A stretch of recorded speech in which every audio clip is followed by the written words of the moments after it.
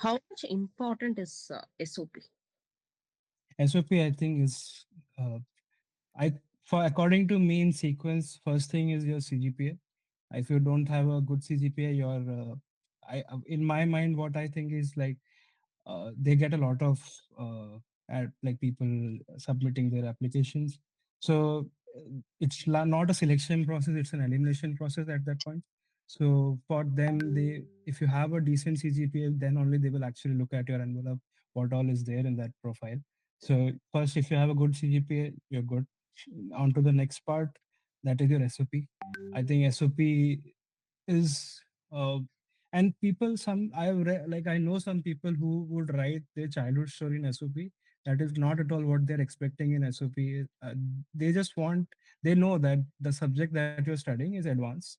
There's no way you got interested in it in your childhood, um, in most cases. So at least what they want is, what is the most like last 5 years, 6 years, what is the thing that motivated you to pursue it, explore more in it, and then pursue masters in it.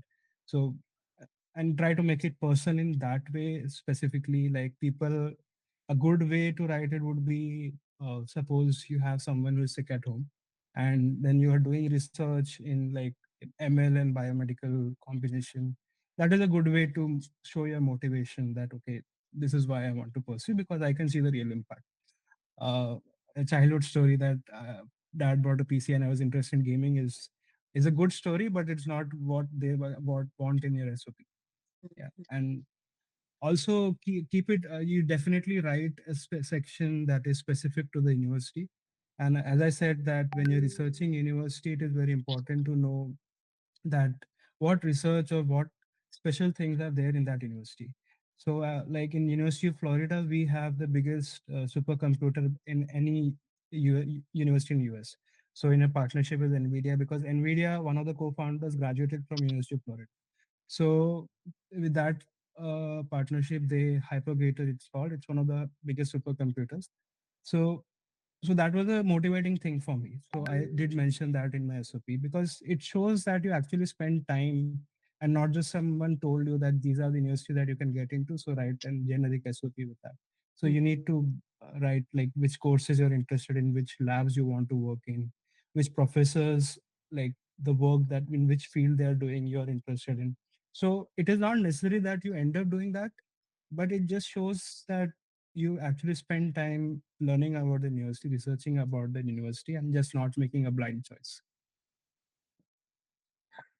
Okay, when did you start applying to these universities, and when did you uh, receive your I think I was done applying by mid December or mid start of December 2025. Yeah, or end of. See, I think I started applying.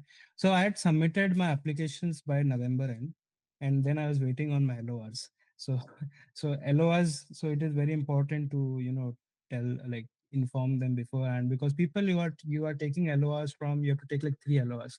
You have to coordinate with those people, and those people are very respected in their field. Like they might be seniors in your office, your manager somewhere, or professors in college. So they are very busy. It might look to us they are not that busy. We are busy, but they are really, really busy. Okay, so you need to tell them, you need to plan that very, very well in advance, at least 3 months, I would say. Just tell them that this is your plan. These are how many universities I'm trying to apply to.